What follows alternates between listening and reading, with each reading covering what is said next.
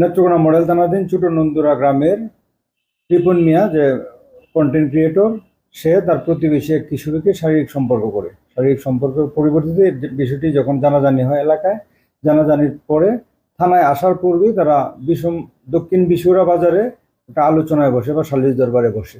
সালিশ দরবারে একটা সিদ্ধান্ত হয়। সিদ্ধান্ত যখন বাস্তবায়িত হয় না, তারপরে বিষয়টা এলাকায় সামাজিক যোগাযোগ মাধ্যমে ব্যাপক প্রচার হয়। এই প্রচারের প্রেক্ষিতে আমি তৎকালীন সময়ে 4/8/2026 তারিখে আমি আমার অফিসার ফোর্স সহ ইন্সপেক্টর তদন্ত সহ সবাই অভিযান পরিচালনা করি। কিন্তু আগের রাতেই যে ঘটনা ঘটাইছে মনির রিপন মিয়া, সে পলাতক হয়। তথাপি আমরা একাধিক স্থানে অভিযান পরিচালনা করি তাকে গ্রেপ্তারের জন্য, এবং ভিকটিমের বাবা এবং ভিকটিমের মা এবং ভিকটিমকে আমরা মামলা দেওয়ার জন্য আমরা নিজেরা তাকে উদ্যোগী হয়ে থানায় নিয়ে আসি। আসার পরে ভিকটিমের বাবা বাদী হয়ে থানায় একটা লিখিত অভিযোগ দায়ের করে। এই প্রেক্ষিতে 4/8/2026 তারিখ দিবাগত রাত 12টা 5 মিনিটে একটি ধর্ষণ মামলা রুজু হয়। ধর্ষণ মামলা রুজু হওয়ার পর আমার মামলার তদন্তকারী অফিসার অন্যান্য অফিসার বিভিন্ন অভিযান পরিচালনা করে পরবর্তীতে গত রাত 12 ঘটিকার সময় রিপিট অ্যাকশন ব্যাটালিয়ন অর্থাৎ র্যাব 14 ময়মনসিংহ গৌরীপুর থেকে ময়মনসিংহ জেলার গৌরীপুর এলাকা থেকে তাকে গ্রেপ্তার করে আমাদের নিকট হস্তান্তর করে আমরা একে থানায় নিয়ে আসছি। বর্তমানে আমাদের থানায় হেফাজতে আছে।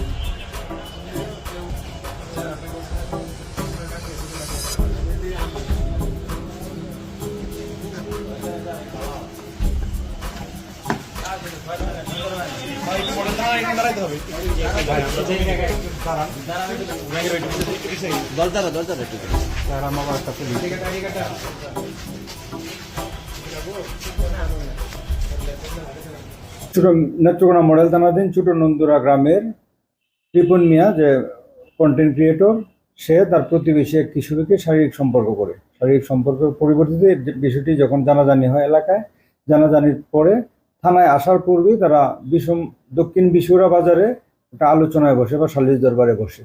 সালিশ দরবারে একটা সিদ্ধান্ত হয়। সিদ্ধান্ত যখন বাস্তবায়িত হয় না, তারপরে বিষয়টা এলাকায় সামাজিক যোগাযোগ মাধ্যমে ব্যাপক প্রচার হয়। এই প্রচারের প্রেক্ষিতে আমি তৎকালীন সময়ে 4/8/2026 তারিখে আমি আমার অফিসার ফোর্স সহ ইন্সপেক্টর তদন্ত সহ সবাই অভিযান পরিচালনা করি। কিন্তু আগের রাতেই যে ঘটনা ঘটাইছে মনির রিপন মিয়া, সে পলাতক হয়। তথাপি আমরা একাধিক স্থানে অভিযান পরিচালনা করি তাকে গ্রেপ্তারের জন্য, এবং ভিকটিমের বাবা এবং ভিকটিমের মা এবং ভিকটিমকে আমরা মামলা দেওয়ার জন্য আমরা নিজেরা তাকে উদ্যোগী হয়ে থানায় নিয়ে আসি। আসার পরে ভিকটিমের বাবা বাদী হয়ে থানায় একটা লিখিত অভিযোগ দায়ের করে। এই প্রেক্ষিতে 4/8/2026 তারিখ দিবাগত রাত 12টা 5 মিনিটে একটি ধর্ষণ মামলা রুজু হয়। ধর্ষণ মামলা রুজু হওয়ার পর আমার মামলার তদন্তকারী অফিসার সহ অন্যান্য অফিসার বিভিন্ন অভিযান পরিচালনা করে পরবর্তীতে গত রাত 12 ঘটিকার সময় রিপিট অ্যাকশন ব্যাটালিয়ন অর্থাৎ র্যাব 14 ময়মনসিংহ গৌরীপুর থেকে ময়মনসিংহ জেলার গৌরীপুর এলাকা থেকে তাকে গ্রেপ্তার করে আমাদের নিকট হস্তান্তর করে আমরা একে থানায় নিয়ে আসছি। বর্তমানে আমাদের থানায় হেফাজতে আছে।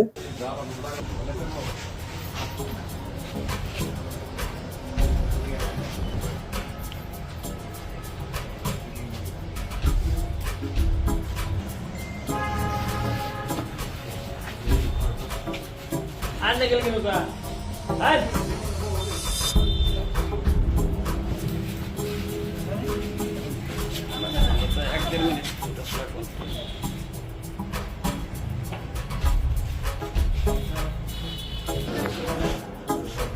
Good.